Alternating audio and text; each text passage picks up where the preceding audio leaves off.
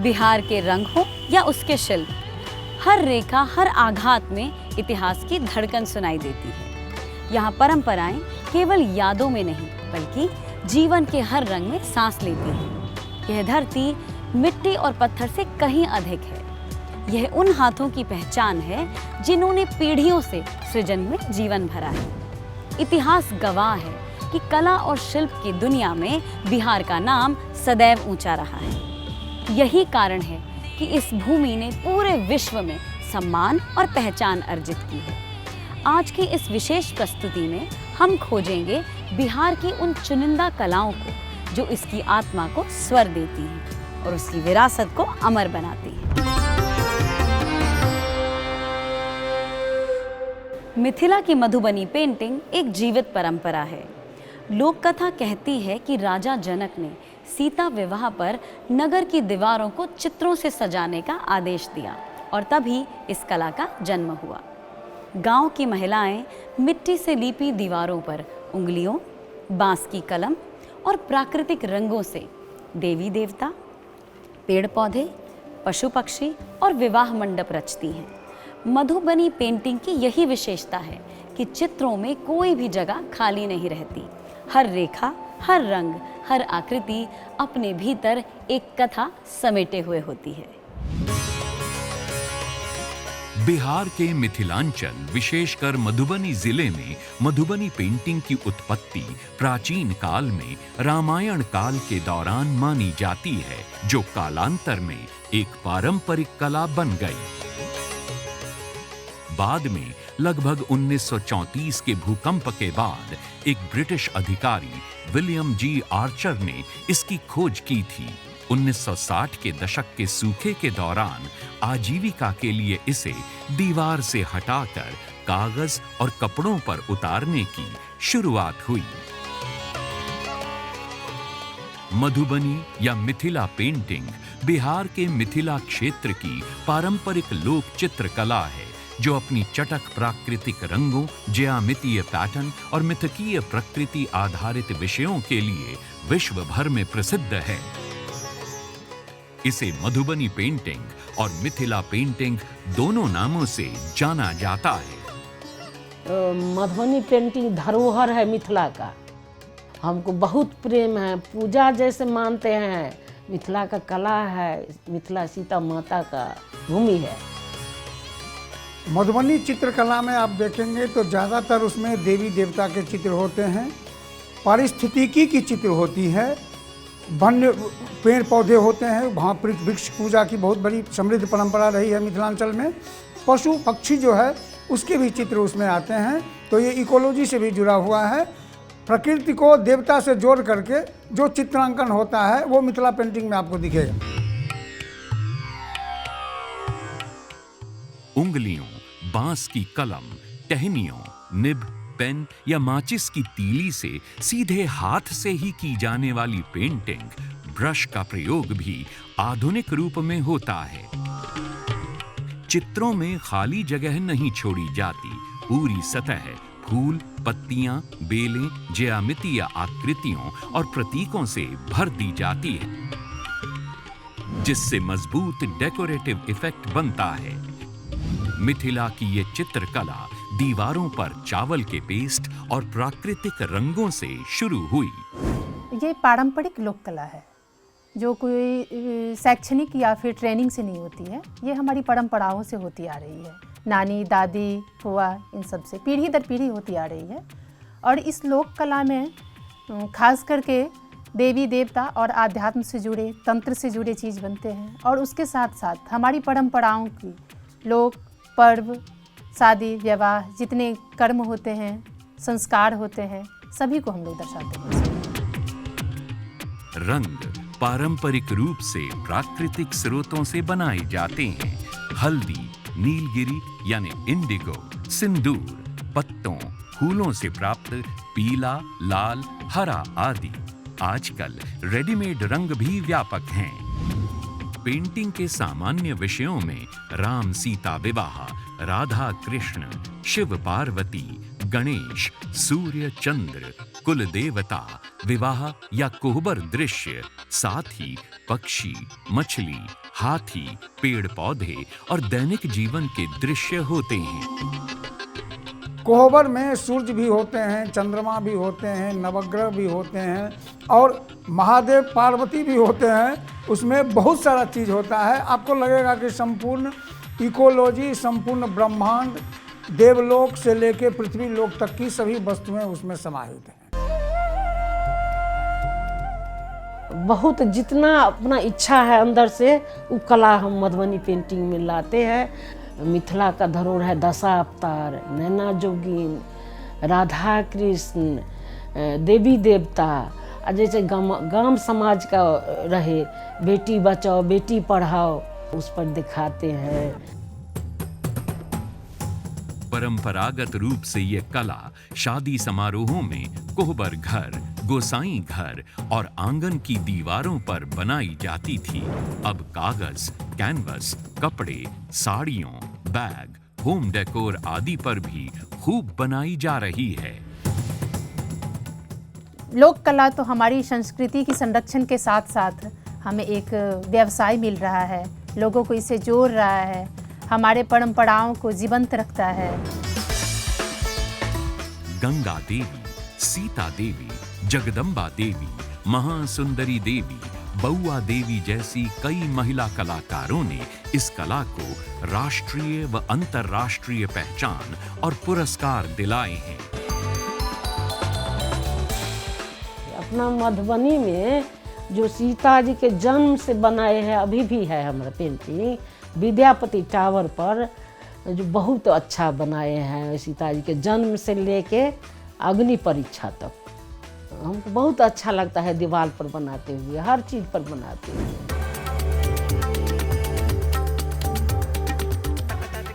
धीरे धीरे इसका जब बढ़ावा हुआ है तो नई पीढ़ी की जो बात करते हैं तो बहुत अधिक रुचि ले रहे हैं और आगे आ रहे हैं। जैसे अदर कोर्स होते हैं, टेक्निकल कोई भी कोर्स, तो उसके साथ साथ अब मिथिला पेंटिंग का कोर्स करना चाह रहे हैं बच्चे और अपना फ्यूचर इसमें देख रहे हैं।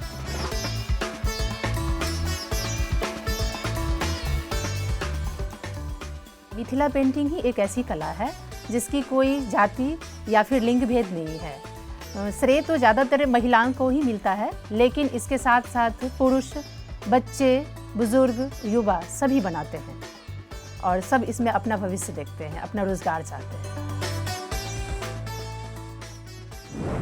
आज ये कला सिर्फ विवाह की नहीं बल्कि संघर्ष और समाज की आवाज बन चुकी है। जिस तरह मधुबनी में रंग और रेखाएं कथा कहती हैं, उसी तरह सुजनी कढ़ाई में सुई धागे से कहानियां बुनी जाती हैं। यह लोक कला पुराने कपड़ों में नया जीवन डालने की परंपरा से शुरू हुई। सुजनी यानी शुभ जन्म, जब माँ और नानी अपने स्नेह से पुरानी साड़ियाँ और धोतियाँ जोड़कर नवजात के लिए सुजनी रजाई बनाती थी। पीढ़ियों से महिलाएं सुजनी के जरिए अपने अनुभवों, अपनी भावनाओं और अपने जीवन की कहानियों को कपड़े पर उतारती रही हैं। यही कारण है कि सुजनी केवल कढ़ाई नहीं बल्कि लोक जीवन की आत्मा है। बिहार में सुजनी कढ़ाई की उत्पत्ति 18वीं व 19वीं शताब्दी के आसपास मुजफ्फरपुर के भूसूरा गांव में हुई, जिसे पारंपरिक रूप से ग्रामीण महिलाओं द्वारा पुरानी साड़ियों और धोतियों को पुनर्चक्रित करके नवजात शिशुओं के लिए मुलायम रजाई बनाने के लिए शुरू किया गया था। ये कला मुख्यतः घर की पुरानी साड़ियों के टुकड़ों को धागों से जोड़कर बनाई जाती है। ये कला लुप्त हो रही थी, लेकिन 1988 में अडिथी अर्थात association for development initiatives for training, housing and interest नामक एक संस्था ने इसे पुनर्जीवित किया और इसे आर्थिक आत्मनिर्भरता का साधन बनाया। ये मुख्यतः महिलाओं द्वारा मुजफ्फरपुर के भूसुरा और मिथिला क्षेत्र के कुछ गांवों में की जाती है। मधुबनी और मुजफ्फरपुर की महिलाएं पुराने कपड़ों पर कंथा टांकों से नई चादरें बनाती हैं। ये सिर्फ रजाइयां नहीं, कहानियां हैं। हर टांका एक कहानी कहता है। प्रकृति, बेटियों की शिक्षा, घरेलू हिंसा जैसे मुद्दों को ये धागों में बुनती हैं। ये जैसे कि कहा जाता है कि जो पति घर से सुबह चले जाते थे काम करने और दिन भर बैठ के महिलाएं अपना इसी कला को करती थी, और जो आसपास के जो वातावरण में देखती थी कि गांव है, घर है, खेत है, खलिहान है, तो वो सारा कुछ इस पे डिज़ाइन बनते थे। अभी भी वैसे ही बनते हैं।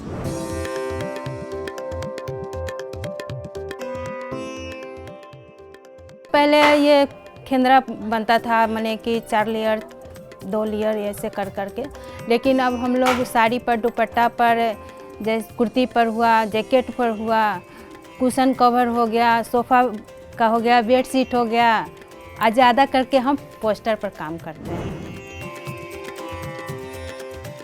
हम लोगों ने मार्केट के हिसाब से काम करना स्टार्ट कर दिया है। जैसे कि साड़ी बन रहा है, दुपट्टे बन रहे हैं, कुर्ता बन रहा है। रनिंग स्टिच, चेन स्टिच, रंगीन धागे, हर सुजनी एक संवाद है। इससे ग्रामीण महिलाओं के लिए रोजगार के नए अवसर बने हैं। मतलब ये एक ऐसा है उभरता हुआ कला है, इसकी भविष्य बहुत ही उज्जवल है, और जो भी आ रहे हैं वो अपना अच्छे से काम करें और लोगों को इसमें जोड़े। सुजनी कला में आजकल की लड़कियां हैं, आजकल की पीढ़ी है, बहुत ज़्यादा इंटरेस्ट ले रही हैं, क्योंकि उनको घर में पढ़ने के लिए थोड़ा दिक्कत है, कमी है। उसके सुजनी बना के वो पूरा कर लेती हैं, पढ़ाई करती हैं, कॉलेज जाती हैं। सुजनी से अपना जो इनकम होता है वो अपना पढ़ाई में भी अच्छी बिताती हैं। अब मेरा सुजनी कला को देख के कोई प्रशंसा करता है, मैं बहुत खुश होती थी, बहुत अच्छा लगता है।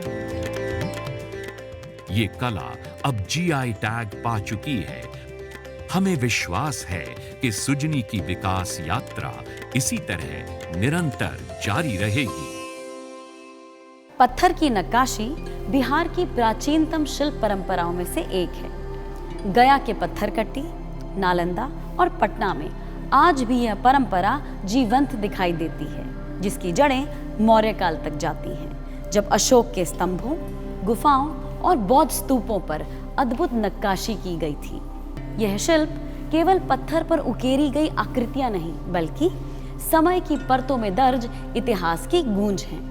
हर रेखा, हर प्रहार मानो उस युग की आत्मा को आज तक जीवित रखे हुए है।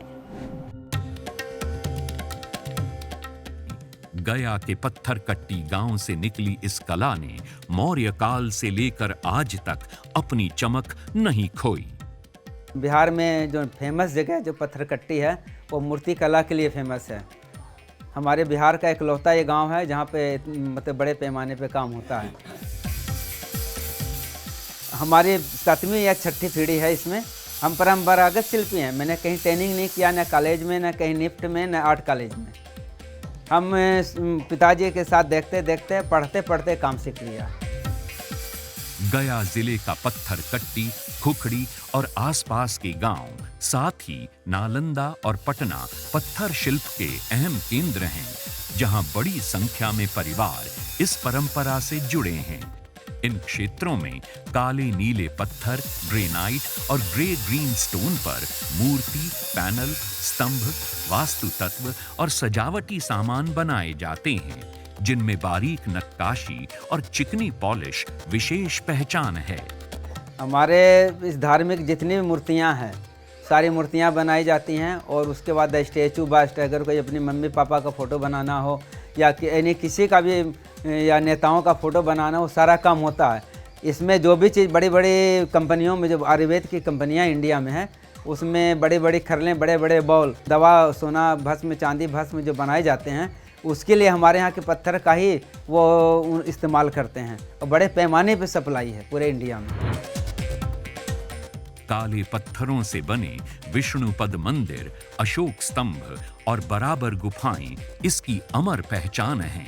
गौड़ ब्राह्मण समुदाय की पीढ़ियां आज भी इसे सहेज रही हैं।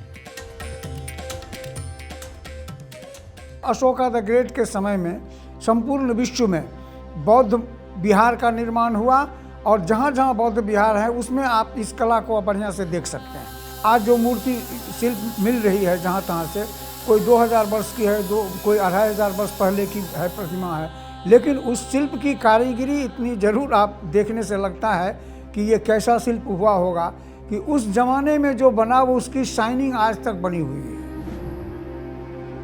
महाबलीपुरम, खजुराहो, कोणार्क जैसे अन्य क्षेत्र भी इस परंपरा के बड़े केंद्र हैं, लेकिन बौद्ध विरासत से जुड़े काले पत्थर की मूर्तियों के कारण बिहार की पहचान विशिष्ट मानी जाती है।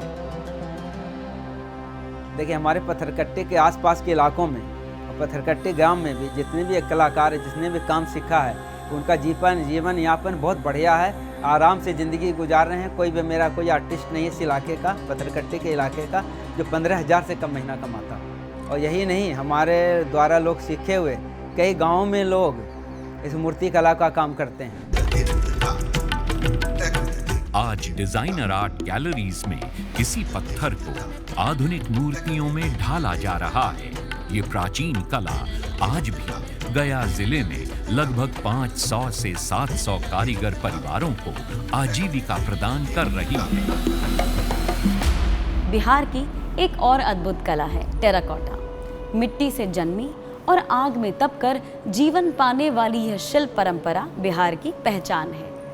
जब साधारण मिट्टी को आकार देकर उसमें संस्कृति और आस्था की छाप छोड़ी गई।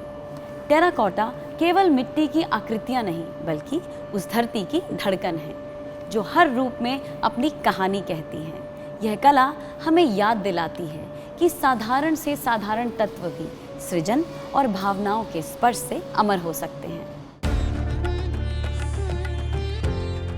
बिहार में टेराकोटा यानी पक्की मिट्टी कला की उत्पत्ति लगभग 200 से 300 ईसा पूर्व मौर्य काल के दौरान हुई, जो मुख्य रूप से गंगा नदी के मैदानी इलाकों में उपलब्ध समृद्ध उपजाऊ मिट्टी के कारण विकसित हुई।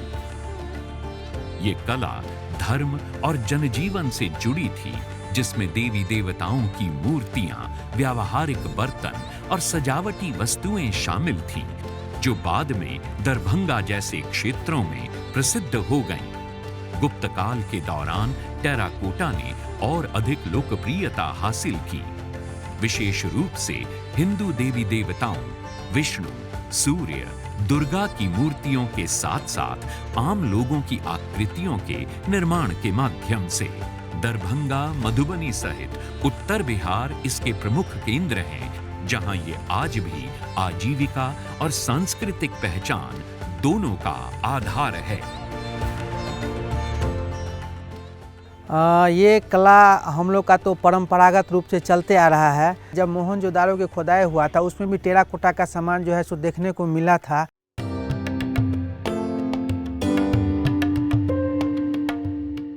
कोठी एक सब्जेक्ट है जो कि आज के ज़माने में विलुप्त हो रही है, तो उस पे मैं काम करती हूँ। कोठी के ऊपर अलग अलग मंजूषा आर्ट के थ्रू मैं उसमें छठ पूजा, दिवाली, ऐसे अलग अलग जो फेस्टिवल हमारे यहाँ मनाई जाती है उसको मैं उकेरती हूँ। और बुद्धा मेरे बहुत ही प्रिय विषय है, तो बुद्धा पे मैं बहुत काम करती हूँ। दरभंगा और मधुबनी जिलों में लगभग 300 से 500 कारीगर परिवार टेराकोटा शिल्प से नियमित रूप से आजीविका अर्जित करते हैं। टेराकोटा के प्रोडक्ट को बनाने के लिए मिट्टी में एक काली मिट्टी होता है जिसको हम लोग कुम्हरौटी मिट्टी भी बोलते हैं। उससे टेराकोटा का प्रोडक्ट को बनाया जाता है और बनाने के बाद जो है उसको पकाया जाता है। पकाने के बाद हम लोग उसको बेचते हैं। ये गंगा की मिट्टी से हम बनाते हैं, तो वो मिट्टी को ला करके उसको छान करके सुखा करके काफ़ी दिनों तक, मतलब 6 महीने 9 महीने ऐसे हम मिट्टी को रखते हैं।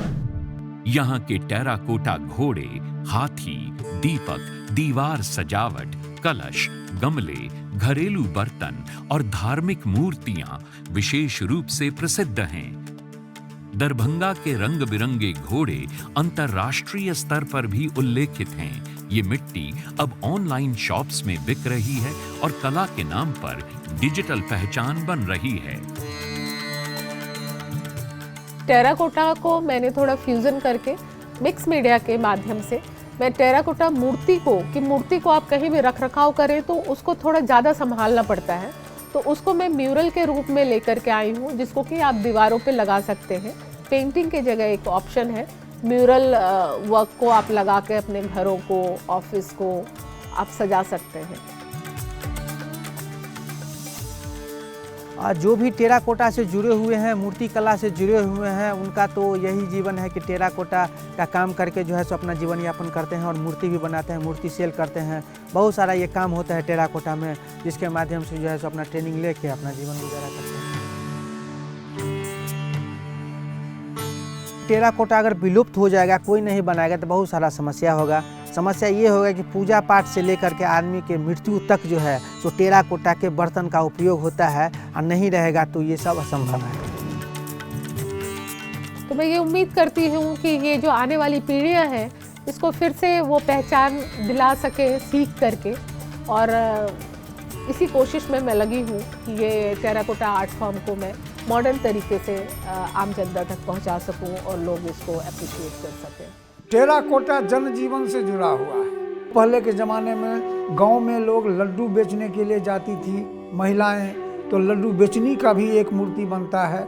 पहले के ज़माने में बेटी के यहाँ कुछ भेजना है तो कहार आते थे, और जैसे बहंगी ये लेके जाते थे, तो भाड़ भरिया भी उसमें बनता है मूर्ति में। तो ऐसे कला से जो मिथिलांचल की कला है उसको इसी रूप में विकसित किया गया कि ये कभी लुप्त होगा ही नहीं। उसको परंपरा से जोड़ दिया, संस्कार से जोड़ दिया, रीति रिवाज से जोड़ दिया। कला और शिल्प बिहार की पहचान का जीवंत प्रतीक है। ये सिर्फ हस्तकलाएं नहीं, बल्कि बिहार के कारीगरों के स्वाभिमान और मिट्टी में बसी आत्मा का स्वर है। आज जब पूरी दुनिया ग्लोबल पहचान की दौड़ में है, तब बिहार की ये कला और शिल्प अपनी जड़ों से जुड़ी रहकर लोकल से ग्लोबल हो रही हैं। ये परंपराएं हमें याद दिलाती हैं कि असली ताकत उसी मिट्टी में है जहां से संस्कृति जन्म लेती है और दुनिया तक अपना संदेश पहुंचाती है। नमस्कार।